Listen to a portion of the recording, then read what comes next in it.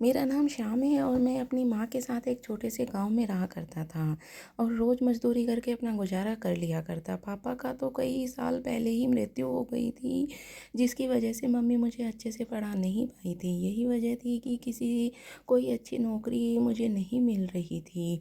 घर में 2 ही आदमी थे, मैं और मेरी मम्मी। मैं गाँव के चौधरी के यहाँ घर में नौकर के काम तौर पर काम करता था। मेरा और मम्मी का अच्छे से गुजारा चल रहा था। मम्मी का कहना था कि अब मैं शादी कर लूँ, मगर मुझे अभी ऐसा कोई शौक़ नहीं था। मुझे अपना अच्छा सा घर बनाना था, उसके बाद मुझे कुछ सोचना था।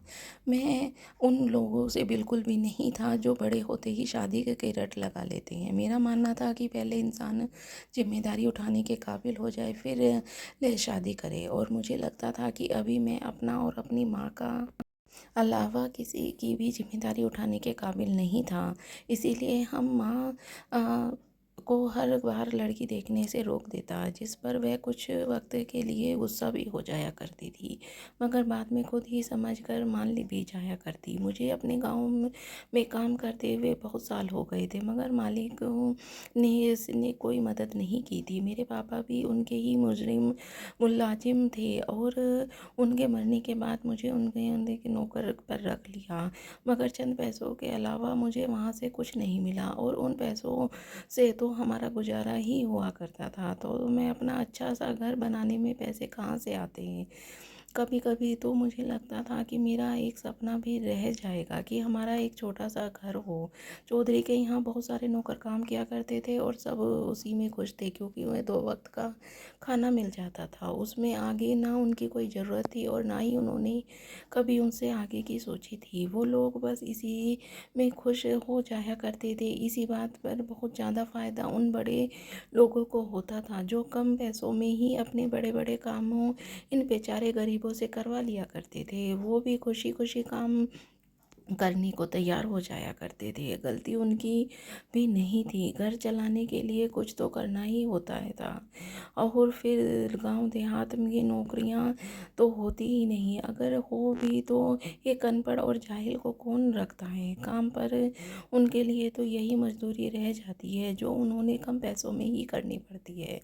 बस यही सोचकर मैं आगे लोग कुछ न बोलते और चौधरी की इस बात का फ़ायदा उठाते, मगर मुझे यह सब अच्छा नहीं लगता था। मेरा दिल करता था कहीं चले जाएं और पैसे कमाएं। मैंने और पापा ने उनकी नौकरी की थी, मगर बदले में क्या मिला था, एक अच्छा मकान तक तो बनवा ना सके कुछ लोगों ने। मगर मैं जब भी कहीं जाने की बात करता तो मम्मी मुझ पर मना कर दिया करती। उनका कहना था कि कब में ही खुश है, मगर अपने बेटे के साथ तो है ना। और हर बार उनकी इसी बात की वजह से मैं अपना फ़ैसला बदल देता, मगर जब जो हुआ था उसके बाद तो मुझे फ़ैसला करने में आसानी हो गई। एक दिन अचानक माँ की तबीयत ख़राब हो गई और मैं फ़ौरन उनको डॉक्टर के पास लेके गया।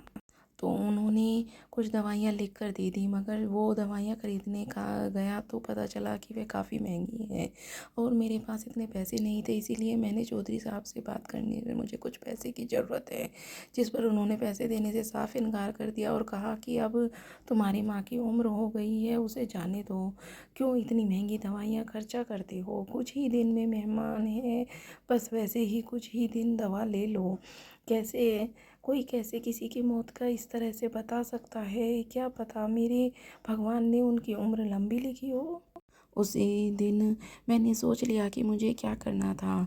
जैसे तैसे करके किसी दोस्त से पैसे मांगकर मैंने मम्मी की दवाइयाँ ली, जिससे वो बहुत जल्दी ठीक हो गई। मुझे अपने दोस्त का कर्ज वापस करना था, इसीलिए मैंने शहर जाने का फ़ैसला किया, जिस पर मम्मी खुश नहीं थी, मगर मैंने मेरे बहुत समझाने और आखिरी बार वो मान ही गई। फिर मगर सिर्फ एक शर्त पर कि जैसे ही कर्ज वापस हो जाएगा मैं वापस अपने गाँव आ जाऊँगा। और मैंने उस वक्त मम्मी से हाँ कर दी, मगर ये तो वक्त ही बताता है कि मैं वापस आता या वहीं रह जाता, मगर ये वक्त की बात मानना अच्छा लगा। मैंने ऐसे ही गया और शहर जाने की तैयारी शुरू कर दी। वहाँ मेरा एक पुराना दोस्त रहता था, जिसका पता उसने मुझे कुछ साल पहले ही दिया था। वो पता मेरे पास अभी तक महफूज था और मैंने सोच लिया था कि मुझे उसके पास जाना है। मम्मी ने बहुत रोका था, मगर मैं क्या करता, मैं मजबूर था। पर यहाँ से निकलकर कुछ कुछ तो करना ही था। यहाँ बैठे बैठे कुछ नहीं होने वाला था। यहीं बैठे रहते तो चौधरी ऐसे ही मेरे कम पैसों में हमारा इस्तेमाल करता रहता और इस इस्तेमाल कर होते रहते। इस गाँव में ही हमारे रिश्तेदार थे जिन्होंने मैंने अपनी गैर मौजूदगी में मम्मी के खास ख्याल रखने को कहा और अपना सामान बांधकर शहर के लिए निकल गया। आज से पहले मैं कभी बड़ा शहर नहीं गया था। बचपन से मैं एक बार पापा के साथ गया था, उसके बाद कभी नहीं गया। हाँ, मगर गाँव के पास एक छोटा सा शहर सामान लाने के लिए वहाँ आना जाना लगा रहता। मुझे घर से निकले एक दिन गुजरा था कि अगली सुबह एक बड़े शहर में मौजूद था। अपने दोस्त का पता मैं साथ लेके आया था। मुझे उस घर की तलाश करने में पूरा दिन लग गया और शाम को जाकर मुझे उस पते पर मौजूद घर मिला था।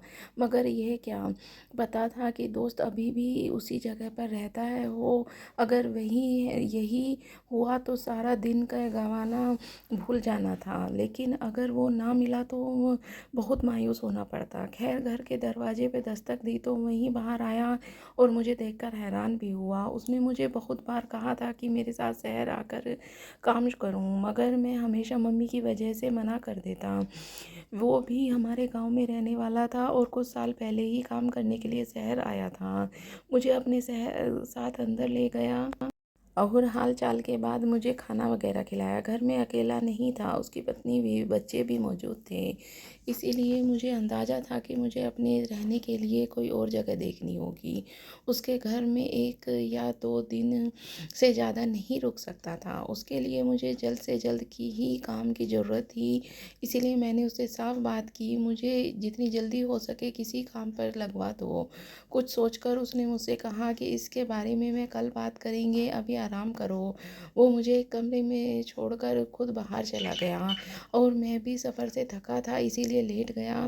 तभी मुझे मम्मी का ख्याल आया, पता नहीं वो कैसी होगी, उन्होंने कुछ खाया भी होगा कि नहीं, क्या कर रही होगी। मेरे बगैर में जब से होश संभाला था मम्मी के साथ ही हर वक्त गुजारा था, कभी उनसे दूर नहीं गया था।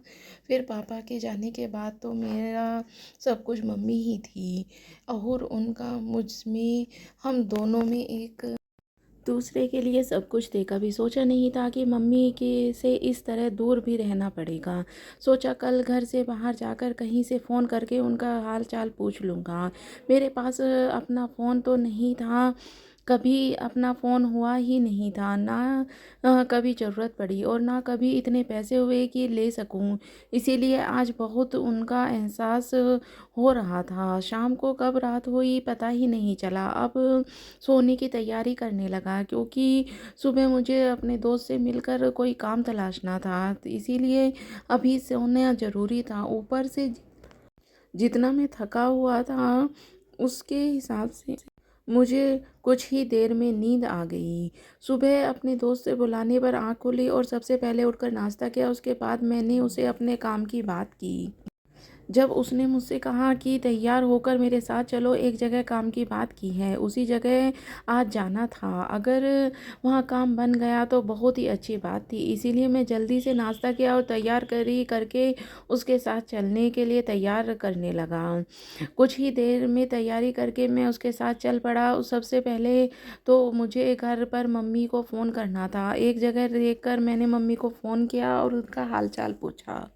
मुझे तसल्ली हो गई, अपना हाल भी उनको बता दिया। फ़ोन बंद करके मुझे अपने दोस्त के साथ आगे बढ़ना था। वो मुझे अपने साथ एक बंगले में ले गया। इतना खूबसूरत बंगला आज से पहले मैंने कभी नहीं देखा था। हम दोनों चौकीदार से बात करके घर के अंदर दाखिल हुए। दोनों ही बाहर बनी एक जगह पर बैठकर किसी का इंतज़ार करने लगे। मेरे दोस्त ने मुझे बताया था कि यह एक औरत का है, वो अकेली इस घर में रहती है, बाकी सारे काम करने वाले थे। लोगों से सुना था कि उसका पति कुछ साल पहले ही मर चुका है। अब वो अकेली इस घर में रहती थी। कुछ ही दिनों देर बाद एक नौकरानी घर के अंदर से बाहर आई और हमें साथ अंदर ले चलने के लिए कहा। हम लोग उसके पीछे पीछे घर के अंदर गए। वो घर जितना बाहर से खूबसूरत था उतना ही अंदर से भी खूबसूरत था। वो नौकरानी हमें बड़े से हॉल में बाहर ले आई थी और अंदर जाने को कहा था। अंदर पैर रखते ही मेरी नज़र सामने बैठी एक औरत पर गई, वह बहुत खूबसूरत थी। उसे देखकर कोई भी उसे देखता ही रह जाता। उस वक़्त यही हाल मेरा भी हुआ था, मैं भी उसे देखकर देखता ही रह गया। जब उस मालकिन ने हमें अपने सामने देखकर पूछा कि हम दोनों में से यहाँ काम कौन करेगा? मैंने उनसे कहा कि मैं उनका कहना था कि कल उनके जागने से पहले उसे काम पर नज़र आऊँ। अब हम दोनों ही उस घर से बाहर की तरफ चल पड़े। मेरे दोस्त का कहना था कि मैं खुशकिस्मत हूँ, इसीलिए इतनी जल्दी इतना अच्छा काम मुझे मिल गया। और उसका कहना था कि आज ही अपना सारा सामान यहाँ ला आऊँ, मुझे फिर मुश्किल नहीं होगी। उसकी बात भी सही थी। मैंने ऐसा ही किया। अपना सारा सामान अपने दोस्त के घर से उठाकर बंगले में ले आया। वहाँ एक नौकर ने मुझे एक कमरा दिखा दिया जहाँ मुझे रहना था। कमरा भी अच्छा था। मैंने अपना सारा सामान वहाँ सेट कर लिया। मुझे कल से अपने काम पर जाना था। मैं खुश था कि पूरा सुकून भी था। मुझे खुशी इस बात की थी कि मुझे जल्दी से काम मिल गया था और रहने का मसला भी हल हो गया था, वरना तो कब तक अपने दोस्त के घर पड़ा रहता। उसकी भी अपनी फैमिली थी, वो भी आखिर कब तक मुझे अपने घर पर रख सकता था। ऊपर से मेरे पास इतने पैसे भी नहीं थे कि अगर मैं कहीं रह सकता। ऐसे में ये काम मेरे लिए किसी गिफ्ट से कम नहीं था। रात गुजार कर सुबह मालकिन के कहने के मुताबिक उसके जाने से पहले मैंने अपना काम संभाल लिया। घर काफ़ी बड़ा था, फूल पौधे भी काफ़ी ज़्यादा थे, मगर उनकी हालत अच्छी नहीं थी। उनकी वजह ये थी कि माली नहीं था और अब वो सब मेरी ज़िम्मेदारी थी। मुझे इन सब को फिर से हरा-भरा और खूबसूरत बनाना था। मुझे दिल लगाकर यहाँ काम करना था ताकि मालकिन मेरे काम से खुश होकर मुझे पक्का-पक्का काम पर रख लें, और मैंने ऐसा ही किया। सुबह होते ही काम पर लग गया था। मालकिन जो काफ़ी देर घर के अंदर से बाहर आई थी और मुझे काम करता देख चुकी थी। अब सब नौकर अपने-अपने काम में लगे थे। वो सबको एक नज़र देखकर मेरे पास आई और बोली कि अच्छा किया जो मेरे आने से पहले आ गए। उसका कहना था कि उसे ऐसे ही लोग अच्छे लगते हैं जो वक़्त पर अपना काम करते हैं, उसकी बातों को सुनते ही और मानते हैं। वो इतना कहकर वहाँ से चली गई और मैं दोबारा से अपने काम पर लग गया। मुझे यहाँ काम करते-करते दिन गुज़र गए, 2-3 दिन गुज़र गए थे, और इन 2-3 दिनों में मैंने एक चीज़ गौर किया था कि यहाँ काम करने वाले नौकर किसी से भी ज़्यादा बात नहीं करते थे, आपस में भी कोई बात नहीं करता था। मैं अगर किसी से बात करता तो बहुत कम जवाब मिलता, वरना कोई जवाब न देता। इस बात का मुझे हैरत थी। सब नौकर जो यहाँ काम करते थे यहीं घर में एक साइड में बने छोटे से कमरों में रहते थे। कोई भी नौकर बाहर नहीं आता था और ना ही बाहर जाया करता था। मैं इधर ही रहते थे। मालकिन भी घर से बाहर कहीं नहीं जाती थी, वो भी घर के अंदर ही रहती। बस सुबह एक बार बाहर का चक्कर लगाती और सब नौकर का काम देख कर करती और फिर वापस चली जाती। फिर शाम को कभी कभार आ जाया करती थी। किसी नौकर से वो ज़्यादा बात नहीं करती थी। अब मुझे यहाँ पर काम करते हुए 1 हफ्ता होने को था। इसी 1 हफ्ते में ना तो कि कोई इस घर से बाहर आया था और ना ही घर में कोई इंसान या नौकर बाहर गया था। मालकिन बहुत खूबसूरत थी और न चाहते हुए भी जब वो मेरे सामने आती तो मैं उसे देखने लगता था, और अक्सर उसे छुप छुप कर भी देखने की भी मेरी आदत सी बनती जा रही थी। वो जब भी शाम को बाहर आकर बैठती तो मैं पौधों के छुप छुप कर उसे देखता रहता था। मुझे लगता था कि इस तरह उसे देखने से पता नहीं चलेगा, मगर शायद मैं गलत था। उसे तो शायद मेरी हर हरकत का पता चल गया था। ऐसा नहीं था कि मुझे लड़कियां या औरतें देखने की आदत थी। मेरी माँ मेरी परवरिश ऐसी नहीं की थी कि मैं इस तरह से छुप छुप कर किसी को देखता। आज से पहले मैंने कभी किसी औरत को इस तरह से नहीं देखा था। मगर पता नहीं मालकिन पर ऐसी क्या बात थी कि वो जब भी मुझे नज़र आती मैं उसे देखकर नज़रों से वापस लौटा भूल जाया करता और हमेशा छुप छुप कर उसे देखता रहता था। और इसी सोच में था कि किसी को भी इस बात का पता नहीं होगा। वक्त इसी तरह गुजरता जा रहा था। मुझे दिन ब दिन मालकिन और अच्छी लगने लगी थी। एक दिन इसी तरह मैं चुपकर मालकिन को देख रहा था और फिर कुछ ही देर बाद वो अपनी जगह से उठकर मेरी तरफ कदम बढ़ाने लगी। मुझे लगा कोई काम होगा, तभी वो इस तरफ आ रही है। मेरे पास आकर उन्होंने मुझसे पूछा कि तुम रोज़ मुझे छुप छुप कर क्यों देखती हो। उनके इस सवाल से मुझे हैरत हुई और मैं डर भी लगा, कहीं वो मुझे इस काम से न निकाल दें। मुझे अपने आप पर रह रहकर गुस्सा आ रहा था कि क्या ज़रूरत थी मुझे इस ऐसी हरकत करने की, क्या सोचेंगी वो। अब पता नहीं मेरे साथ क्या करेंगी। मैंने शर्मिंदगी से सर नीचे झुका लिया था। जब उन्होंने दोबारा से पूछा कि तुम मुझे छुप छुप कर क्यों देखते हो, और अब मेरे पास बचने का कोई रास्ता नहीं था, इसीलिए मैंने सच बोलना ही बेहतर समझा और बिना सोचे समझे कह दिया कि मुझे आप अच्छी लगती हैं, इसीलिए मैं छुप छुप कर आपको देखता हूँ। यह कहकर मैं खामोश हो गया था और उनके बोलने का इंतज़ार करने लगा था। जब वो बोली तो मुझे हैरत का सख्त झटका लगा था। उनके बात सुनकर मुझे खुशी का कोई ठिकाना नहीं रहा। मैं तो खुशी से पागल ही हो गया था जब उसने कहा कि अगर मैं उसे अच्छी लगती हूँ तो मुझसे शादी कर लो। पहले तो मुझे लगा कि वो मुझसे कोई मजाक कर रही हैं, मगर बाद में जब दोबारा उसने यही बात कही तो मैंने कुछ भी सोचे बगैर हाँ कर दी और कहा कि मैं उनसे शादी करने के लिए तैयार हूँ।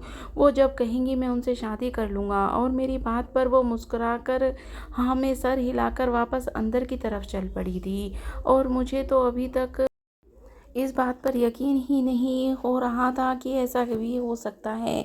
मैंने इस बार फिर से मम्मी से पूछने की हिम्मत की थी। सोचा अगर उन्होंने मना कर दिया तो मैं क्या करूँगा। सोचा जब शादी हो जाएगी तो मम्मी को बता दूँगा, वो कुछ नहीं कहेंगी, मान जाएंगी। मुझे इस बात का तो पूरा यकीन था और अब मैं पूरे सुकून था। मेरी सारी रात वो मुझे खुशी की नींद ही नहीं आ रही थी। अपनी किस्मत पर यकीन नहीं हो रहा था। सब कुछ एक सपना सा लग रहा था। कहाँ मैं एक गरीब सा लड़का था और कहाँ वो इतनी संपत्ति की मालकिन और एक खूबसूरत औरत। उसे तो कोई भी शादी कर लेता, तो फिर उसने मुझसे क्यों शादी कर रही थी।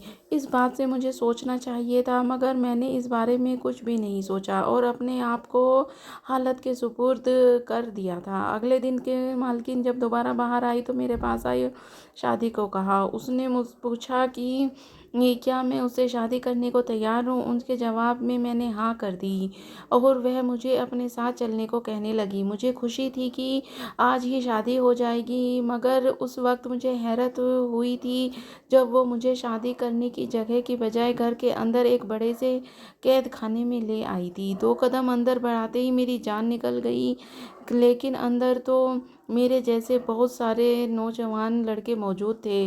कैद खाने में हल्की सी रोशनी थी, ज़्यादा अंधेरा नहीं भी था। मुझे समझ नहीं आ रहा था कि सब के सब जिंदा हैं या मुर्दा। वो मुझे यहाँ क्यों लेके आई है। मैंने हिम्मत करके पूछे, मुड़कर उसे देखा तो उसने कहा कि मुझसे शादी करने वाली थी, तो फिर वो मुझे यहाँ क्यों लेके आई थी। उसके जवाब ने मुझे वो खामोश रही थी और मुझे इंतज़ार करने के लिए कहकर वापस पलट कर चली गई, जबकि मुझे वहीं छोड़ दिया था। पर मुझे ऐसा लग रहा था कि जैसे मैंने कोई बहुत बड़ी गलती कर दी है। फिर लगा क्या पता वो कोई मेरे इम्तिहान ले रही होगी शादी से पहले, क्या पता वो मुझे आजमाना चाहती थी। यही सोचकर मैं खामोशी से एक कोने में जाकर बैठ गया और अपने साथ होने वाली अगली कार्रवाई का इंतज़ार करने लगा। इसके अलावा मेरे पास कोई रास्ता भी नहीं था। मुझे यहाँ बैठे हुए एक रात गुजर गई थी। सुबह एक नौकर आकर मुझे खाना दे गई। वो जब जाने लगी तो उसने पूछा था कि मालकिन कहाँ है, जिसके जवाब में वो खामोश रही। कोई भी जवाब दिए बगैर वहाँ से जा चुकी थी। मैं कल से भूखा था, इसीलिए जल्दी से खाने की ट्रे उठाकर खाना खाने बैठ गया था। जो भी था अब खाना तो नहीं जा सकता था, और वैसे भी खाना न खाने के कौन सा मामला हल हो जाता है। यही सोचकर मैंने खाना फिर बैठ गया। वहाँ मौजूद बाकी लड़की भी खामोशी से एक कोने में बैठे थे। वो सभी दूल्हे के कपड़े में थे, जैसे उनकी ही शादी से उठाकर लाया गया हो। मुझे अब उनकी इस बात में कुछ समझ में नहीं आई थी। अब तो मुझे सारे हालात से डर सा महसूस होने लगा था। दिल चाहता था जल्द से जल्द यहाँ से भाग जाऊं। मुझे कितने दिन यहाँ आए हुए गुजर गए थे, मुझे पता नहीं था कि बस सुबह शाम एक नौकर आकर खाना दे जाती, मैं खा लेता। मालकिन तो उस दिन के बाद दोबारा कभी नहीं आई। मुझे इस पूरे कैदखाने में देख लिया था, मगर कहीं पर भी यहाँ से बाहर निकलने का कोई रास्ता नहीं था। आज सुबह जब नौकर खाना देने आई तो साथ में मालकिन भी थी। उसे देखकर दिल में एक उम्मीद की किरण जगी थी कि शायद मेरा इम्तिहान ख़त्म हो गया और मुझे रिहाई मिल जाए। नौकर खाना रख कर चली गई। जब मालकिन मेरे सामने आकर बैठ खड़ी हुई तो मुझसे कहने लगी, आज रात को उसका और मेरा विवाह है और यही बात बताने के लिए वो आई है। उसका कहना था कि शाम को मुझे यहाँ से बाहर ले जाएंगे। मैं शुक्र की सांस लिया, मगर एक सवाल कब से मेरे दिमाग में था, मैंने उससे पूछ ही लिया था कि उन्होंने मुझे इतने दिन यहाँ क्यों रखा। यहाँ तो दूसरे लड़के थे, ये कौन थे, इन सब के पीछे क्या कहानी थी। मालकिन वापस जाने के लिए पलटी थी, मगर मेरी बात सुनकर रुकी और मुझे देखने लगी। उसके बाद उसने कहा कि यह एक लंबी बात है, उसके पास इतना वक्त नहीं। जिस पर मैंने हिम्मत करके कहा कि मुझे जानना है, मगर वो मुझे सच नहीं बताएंगे तो मैं यह शादी नहीं कर।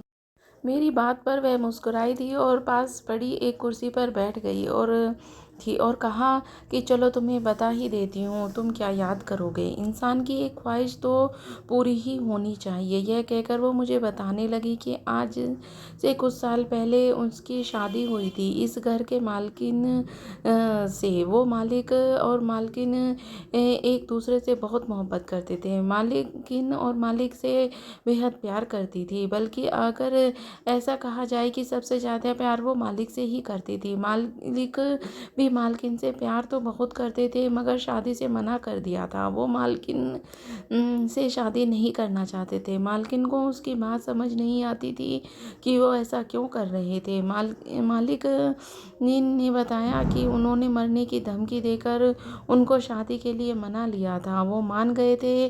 मालकिन ने बताया कि वो बहुत खुश थी इस सब पे, शादी से लेकर, और होती भी क्यों नहीं, मालिक से इतना प्यार जो करती थी। उन्होंने बताया कि मालिक से उनकी शादी हो गई, मगर किस्मत को कुछ और ही मंजूर था। शादी की पहली रात ही मालिक उन्हें छोड़कर इस दुनिया से चले गए। बाद में मालकिन को पता चला कि मालिक को कोई जानलेवा बीमारी थी, इसीलिए वो मालकिन की शादी नहीं करना चाहते थे, मगर मालकिन की जिद की वजह से उन्होंने ये शादी कर ली और जाते जाते अपनी सारी दौलत मालकिन के नाम कर गए, ताकि उनको आगे ज़िंदगी में कोई मुश्किल ना हो। मालकिन ने मुझे बताया कि वो इनसे बहुत ज़्यादा प्यार करते थे और इस तरह इतनी आसानी से उनके बगैर कैसे रह सकती थी। मालकिन जुनून की हद तक मालिक से मोहब्बत करती थी। वो उसकी मोहब्बत में पागल सी हो गई थी। वो कैसे भी करके मालिक से वापस लाना चाहती थी, इसीलिए उन्होंने एक बाबा का सहारा लिया। उन्होंने एक बड़े बाबा से बात की थी। उन्होंने जो बताया उपाय बताया था एक बहुत ही मुश्किल और ख़तरनाक था। उसने बाबा ने बताया था कि उसके मालिक वापस ज़िंदा करने के लिए 10 नौजवान लड़कों से पहले शादी करनी होगी और शादी की पहली रात ही उनको एक खाने में बंद करना होगा। ऐसा करने से मालिक उसे वापस मिल जाएंगे। मालकिन ने बताया कि वह 9 लड़कों को शादी करके पहले ही रात में कैद कर चुकी है। अब उसकी बारी थी, वो 10वां लड़का था। मुझसे शादी करके कैद करने के बाद वो अपने काम में कामयाब हो जाएगी और उसका मालिक उसे वापस मिल जाएगा, ऐसा ही उसका सोचना था। मुझे उसकी बात बहुत हैरत का झटका लगा था। ये औरत किस किस्म की सोच रखती है और क्या फालतू बातें कर रही है। मुझे तो उसके दिमाग में हालत पर शक हुआ था। वो सच में जुनून औरत थी। ये अब मुझे समझ आया कि वह लड़के जो दूल्हे के कपड़े में मौजूद थे, अब मेरे भी यही अंजाम होने वाला था। मुझे अब यही मायने में डर महसूस हो रहा था। मालकिन ने कहा कि उसने मुझे ये सब इसलिए बताया कि वो आखिरी लड़का था, मुझसे पहले ये राज उसने किसी को नहीं बताया था। अब वो मेरे साथ भी यही करने वाली थी जो आज से पहले उसने बाकी सबके साथ किया था। मुझे अपने अंजाम से ज़्यादा उस पागल औरत के अंजाम की फ़िक्र थी। वो जो कुछ भी कर रही थी उसका पागलपन बहुत बुरा होने वाला था। तो उस मुझे सारी बात बताकर अभी तसल्ली और इत्मीनान से बैठी ही थी और वो अब उठ कर जाने लगी थी और जाते जाते मुझे बोल गई थी कि आज शाम को तैयार रहूं, वो मुझे लेने आएगी। उसके चेहरे पे से ही खुशी जाहिर हो रही थी। अब वो बाहर की तरफ बढ़ गई। मुझे अभी भी उसके कई बातों पर हैरत हो रही थी। कोई कैसे इस किस्म की सोच रख सकता है? आज के दौर में कौन ऐसी सोच रखता है? उसके जाने के बाद मुझे कुछ समझ में नहीं आ रहा था कि मैं क्या करूं। मौत तो जैसे सर पर खड़ी थी, उसके भाग कर भी नहीं जा सकता था। इंतजार था उस वक्त का जब उस कैद खाने से मुझे बाहर निकाला जाता, उसके बाद ही मैं कुछ कर सकता था। इंतजार करते करते आखिरकार शाम हो गई। वो वक्त आ गया, मुझे बाहर ले जाया जाता। एक नौकर आकर कैद खाने के दरवाज़ा खोला और मुझे बाहर आने को कहा था। मैं खामोशी से बाहर निकला और आज जाने कितने दिन बाद मैंने बाहर की दुनिया देखी थी। बाहर आने के बाद उस नौकर ने मुझे अपने पीछे आने को कहा और मैं चुपचाप उसके पीछे चल पड़ा था। उसने एक कमरे के बाहर आकर मुझे अंदर जाने को कहा और खुद वापस चली गई। मैं कमरे के दरवाज़ा खोलकर अंदर गया, जहाँ मुझे मालकिन सामने ही सोफे पर बैठी नजर आई। मुझे देखकर वो अपनी जगह से उठकर मेरे पास आई थी और बेड पर पड़ा एक सूट मेरी तरफ बढ़ाया था। वो सूट शादी की शेरवानी थी। उसने मुझसे कहा कि इसे पहनकर तैयार हो जाऊं। कुछ ही देर बाद उनका विवाह है। वो मुस्कुराती हुई मुझे वो सूट देती कमरे से बाहर निकल गई। जब भी मैंने इधर उधर देखा कि कोई तो रास्ता होगा बाहर जाने का, कोई खिड़की तो कुछ तो होगा, मगर वहाँ ऐसा कुछ भी नहीं था। दरवाज़ा भी बाहर से बंद था। अब मेरे पास यहाँ से भागने का कोई रास्ता नहीं था। मैंने वो सूट उठाया और लेकर वॉशरूम में चला गया। कुछ देर बाद मैं बाहर आया और शीशे के सामने खड़ा होकर खुद को देखने लगा। आज अगर मेरी असली शादी होती तो मुझे इन कपड़ों में देखकर मम्मी कितनी खुश होती। उनका कितना अरमान था मुझे ऐसे देखने का, मगर अब शायद वो मुझे कभी न देख सकती। मैंने बदली वो सारी तैयारी की थी। कौन अपनी मौत की खुशी खुशी तैयार होता है? ऐसा ही ये कुछ मेरे साथ भी था। थोड़ी देर बाद मुझे दरवाज़ा खुलने की आवाज़ आई और मुझे अपने सामने एक सजी संवरी दुल्हन दिखाई दी। वो मालकिन ही थी। वो खुद भी तैयार होकर आई थी। अब मुझे अपने साथ बाहर चलने को कहा था, जहाँ विवाह के लिए पंडित जी इंतजार कर रहे थे। अब हम दोनों नीचे बने हॉल में मौजूद थे। वहाँ मेरी मालकिन का एक पंडित जी और एक दो नौकर के अलावा कोई नहीं था। सारा हॉल खाली था। विवाह शुरू हो चुका था और इससे पहले कि ये सब होता किसी ने आकर सब कुछ रोक दिया था। आने वाले को देखकर यहाँ मालकिन का रंग उड़ा था। वहीं मेरे चेहरे पे खुशियाँ रही थी, क्योंकि वहाँ आने वाला कोई और नहीं, मेरा दोस्त था जो अपने साथ पुलिस को लेके आया था। पुलिस को उसने सब कुछ बताया कि किस तरह मालकिन नौजवान लड़कों को शादी करके उसको कैद कर देती है। पुलिस के वहाँ मौजूद सब लोगों को ही पकड़ लिया था और मेरे बताने के मुताबिक कैद खाने की भी तलाशी ली थी, जिससे सब लड़के उनको मिल गए थे। मेरी जान बच गई थी। जाते जाते मालकिन ने मुझसे पूछा कि ये लोग कैसे यहाँ आए, इनको किसने बताया था? सब अगर ने बताया तो कैसे बताया था? तुम तो इस घर से बाहर गए ही नहीं थे। उसकी बात तो ठीक थी। मैं तो इस घर से बाहर गया ही नहीं था और ना ही कोई मुझसे मिलने आया था। तो फिर ऐसा कैसे हुआ था? जिस पर मैंने बताया कि जब मैं पहले दिन यहाँ काम पर आया था, उसी वक्त रास्ते से मेरी मम्मी से बात की थी। उसी वक्त मेरे दोस्त को पता चल गया कि मेरे पास फ़ोन नहीं है। उसके पास 2 फ़ोन थे, जिसमें से एक उसने मुझे दे दिया। वही फ़ोन पर उस वक्त मेरे पास था जिस वक्त मालकिन ने मुझे कैद खाने में बंद किया था। उस वक्त मैं किसी को फ़ोन नहीं कर सकता था, क्योंकि उस वक्त कोई भी आता तो कोई फ़ायदा नहीं होता। हम लोग तो होते कैद खाने में थे, पूरा घर तो खाली था। मालकिन ये कह देती कि कोई भी नहीं है, इसीलिए उस वक्त मैं खामोश ही रहा और सही वक्त का इंतज़ार करने लगा। और जब मालकिन ने मुझे वहाँ से बाहर निकाल कर शादी को कहा, तो मुझे लगा कि यही सही वक्त है जब मालकिन की असलियत सबके सामने लाई जा सकती है। इसीलिए मैंने अपने दोस्त को फ़ोन करके यहाँ आने को कहा और उस अपने साथ पुलिस लाने को कहा, और उससे ऐसा ही किया जिससे वो पकड़ी गई थी। उसने महसूस मासूम लोगों को ही जान ली थी, जिसके जुर्म में उसे सज़ा भी हो गई थी। और ये भी पता चल गया कि वह नॉर्मल औरत नहीं थी, अपनी मोहब्बत को पाने के जुनून में मरीज बन गई थी, और सज़ा के साथ साथ उसका इलाज भी चल रहा था। मुझे उसको पकड़वाने के लिए इनाम दिया गया, जिसे पैसे से मैंने अपना यहाँ छोटा सा एक काम शुरू कर दिया और गांव जाकर माँ को भी ही अपने साथ ले आया। अब मम्मी का भी एक अच्छे से अस्पताल में इलाज हो रहा है और ज़िंदगी सुकून से गुजर रही थी। काम अपना था, किसी की नौकरी भी अब नहीं करनी पड़ती थी, पैसे भी अच्छे कमा लेता था। कहते हैं कोई भी चीज़ जब हद से जाए बढ़ जाती है तो वह नुकसान उठाता है। किसी अपने को खो जाने किसी मुसीबत से कम नहीं होता, मगर उस पर सब्र करना सीखे और याद रखें हमारा दिल हमें क्या सिखाता है कि हम लोग हमसे जुदा होते तो दोबारा लौट कर नहीं आ सकती। और एक हिंदू का ही यही धर्म है, अपना धर्म मजबूत रखें, किसी भी ऐसी वैसी बात पर उसे कमज़ोर मत पड़ने दें। मोहब्बत करें, दूसरों से भी मोहब्बत बांटें, मगर अपनी हद को कभी पार ना करें। तो दोस्तों, आपको ये कहानी कैसी लगी मुझे कमेंट करके ज़रूर बताना। मैं ऐसी ही अच्छी अच्छी कहानियाँ आपके लिए लाती रहूँगी। पूरी कहानी सुनने के लिए आपका बहुत बहुत धन्यवाद।